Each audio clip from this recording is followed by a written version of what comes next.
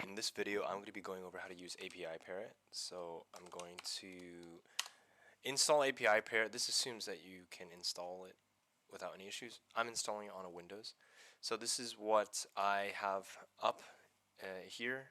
I'm running a version that's not entirely new, but it's okay. So I'm just not going to update it. It sometimes has bugs.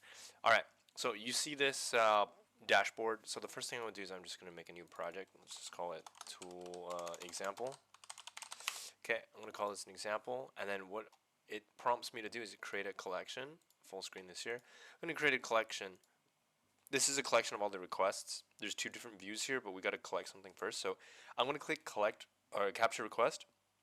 I'm going to open up a request capture browser. I'm going to click listen. I'm going to click browser. I'm going to put in my URL. I'm going to use practicesoftwaretesting.com.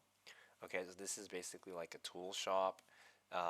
It's got some sorts and stuff, like I'm going to do sort A to Z, adjustable wrench, ankle spinner, different price ranges, 45, hit search, different categories. So let's look for, we want a wrench, hit search, automatically does that. And then we have different brands. Mighty Craft Hardware, none. What about Forge Flex Tools? These are from Forge Flex Tools. Alright, so I did some basic request capturing. So I'm going to stop listening now. I'm going to click close. And so what it does is it brings in all of these different endpoints from the traffic. So I'm going to move this to the side here. So there's two different views. There's table view, which shows you the request, and endpoint method is enabled or not, and then the flow. So this is the flow. This is a flowchart view, and so it starts with Google, and then it has an outbound variable. That variable is used for all the other things as well. But I don't actually care about the Google endpoints. I just care about specifically the practice softwaretesting.com. So what I'm going to do is I'm going to go to the table. I'm going to select all. I'm going to do practice software testing. And let's see, practice software testing. Okay. And then what I'm going to do is I'm going to practice. Okay. These are all the ones that I do want. These are all practice software testing related. I'm going to enable these. Okay. So these are enabled. And then I'm going to go back and I want to disable everything first. Then I want to do practice software. I want to isolate out the endpoint I care about. I'm only going to enable these ones. Now when I look at the flow, you can see everything else is grayed out. I don't care about those.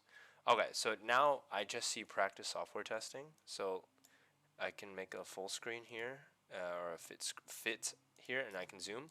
So here's the request. If I double click, or if I click on this gear, it will actually show me the properties of that request. So we've got it's a request. Here's that request itself, URL, the headers involved, and the body of that request. There's nothing here because it's a standard GET request. Right here, it's HTTP, and then it is a GET right there. The response is from the site. It says, okay, we care about the body, and we can see here the XML. It basically has the image here, and then it has a script that runs with basically a bunch of style sheets, it looks like. Okay, so that was the initial GET request from the site itself. So I'll move that to the side, and it gets the assets. The assets then goes here, showcases that. Now I did a bunch of different things. I did a bunch of filters when I was going through it. So let's look at this request. Let's see how it functions here. We've got the response, let's see, response body. We've got no request body, and response body. So in the header here, I was looking for some basic stuff here.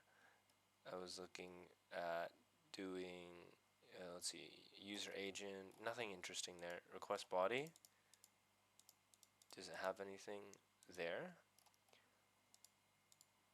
Brands, okay. The URI path is it one by brands. Look for brands, okay. And then the response basically gave me an ID of the different brands, which essentially is Forge Flex Tools and Mighty Craft Hardware.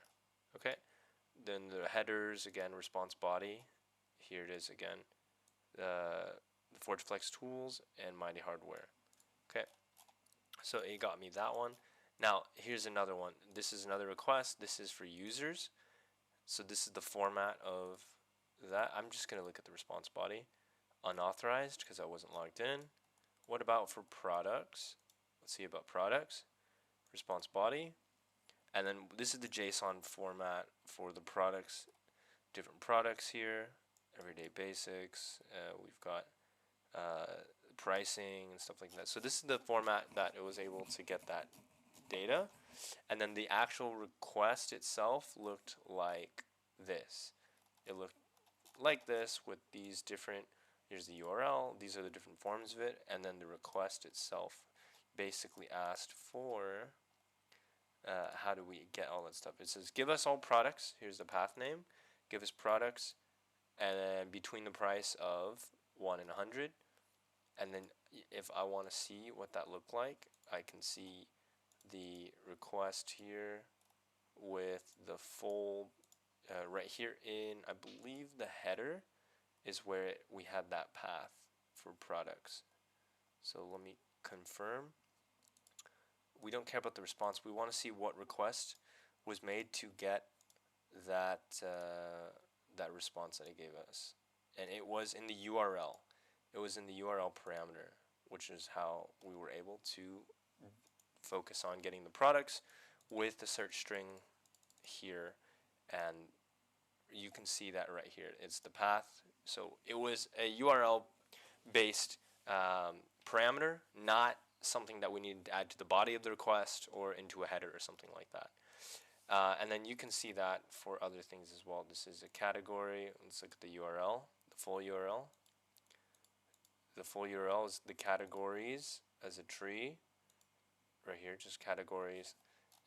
We'll see, we were looking for other products. There was a different filter.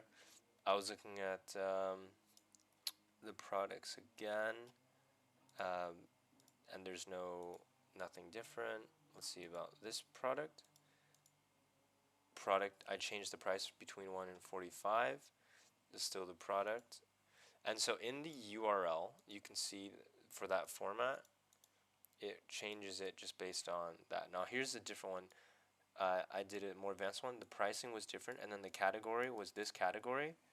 Now that category was used for specifically a different set of categories. Now this category isn't in plain text, so I have to map out all of the categories to the different IDs that they have it, and then page 0 is the first page. So this is like how you can go about reversing how this store communicates with its API, and you can see that here using Parrot. You can search for the requests here and things of that nature.